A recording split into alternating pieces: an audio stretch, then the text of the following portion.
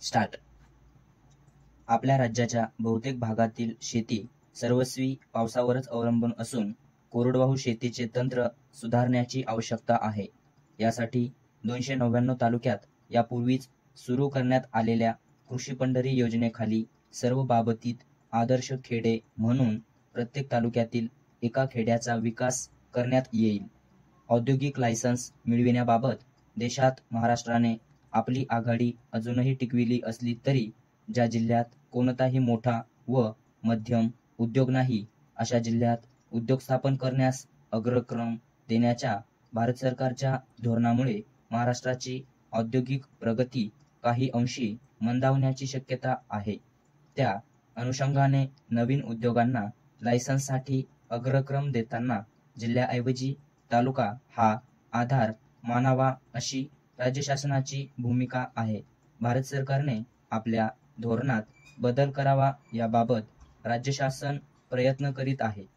अविकसित भागात नवीन उद्योग स्थापन करण्यासाठी विक्री कराशी निगडित असे प्रोत्साहन सामूहिक उत्तेजन योजनेखाली राज्य शासन 1964 सालापासून देत आहे.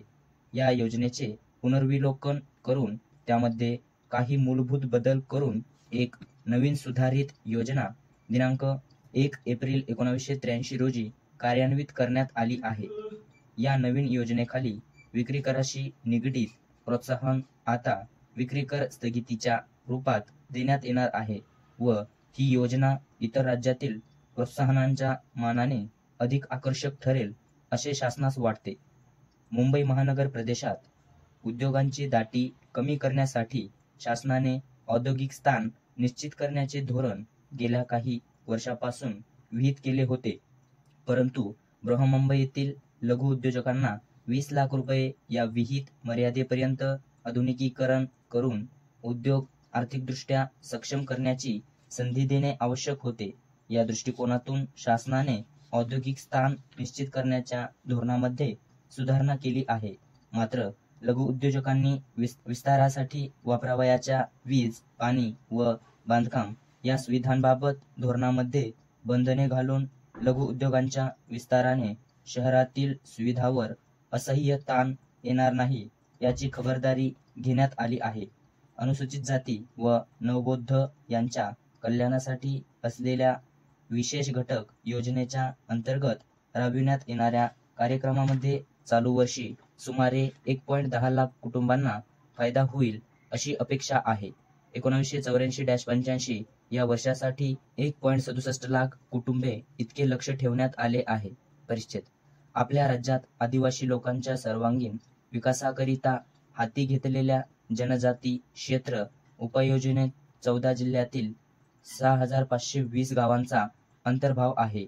ही योजना अधिक परिणामकारकरित्या राबविली जावी व योजनेशी संबंधित असलेल्या शासकीय विभागामध्ये योग्य समन्वय साधला जावा या दृष्टीने शासनाने चालू वर्षी मंत्रालयात एक स्वतंत्र आदिवासी विकास विभाग निर्माण केला आहे.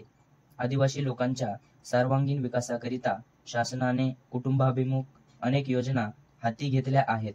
या कार्यक्रमात सवलतीच्या दराने खते, बी बियाणे, बैलगाड्या, दुभती जनावरे, विजेचे पंप संच, तेल इंजिने इत्यादी पुरविण्यात येतात. या कार्यक्रमाखाली जानेवारी 1984 अखेरपर्यंत सुमारे 51,600 कुटुंबीयांना अर्थसहाय्य देण्यात आले होते. 1984-85 सालासाठी 71,000 कुटुंबीयांना सहाय्य देण्याचे ठरविण्यात आले आहे. तसेच आदिवासी लोकांचे स्थानिक व्यापाऱ्याकडून शोषण होऊ नये म्हणून आदिवासी विकास महामंडळामार्फत सुरू करण्यात आलेली एकाधिकार खरेदी योजना चालू ठेवण्यात आली आहे. राज्याच्या पंचवार्षिक योजनेत वीज निर्मितीस महत्त्वाचे स्थान देण्यात आलेले आहे. 6व्या योजनेच्या सुरुवातीस 3,316 मेगावॅट इतकी विद्युत निर्मिती क्षमता राज्यात होती. 6व्या योजनेच्या पहिल्या 3 वर्षात ती 1,620 मेगावॅटने वाढली आहे. 1983-1984 मध्ये ती आणखी 920 मेगावॅटने वाढेल अशी अपेक्षा आहे. 1984-85 मध्ये परळी व चंद्रपूर येथे प्रत्येकी 210 मेगावॅट क्षमतेचा एक औष्णिक संच व पैठण येथे 12 मेगावॅट क्षमतेचा जलविद्युत संच उभारून राज्यातील विद्युत निर्मिती क्षमता आणखी 432 मेगावॅटने वाढविण्याचे योजले आहे. या व्यतिरिक्त भारत सरकारने उरण येथे 3 अधिक गॅस टर्बाईन संच व भातसा व खडकवासला दुसरा टप्पा या जलविद्युत प्रकल्पाच्या उभारणीस मान्यता दिली आहे. या प्रकल्पांचे तसेच चंद्रपूर येथील प्रत्येकी 500 मेगावॅट क्षमतेच्या 2 संचाचे प्राथमिक काम सुरू झाले आहे.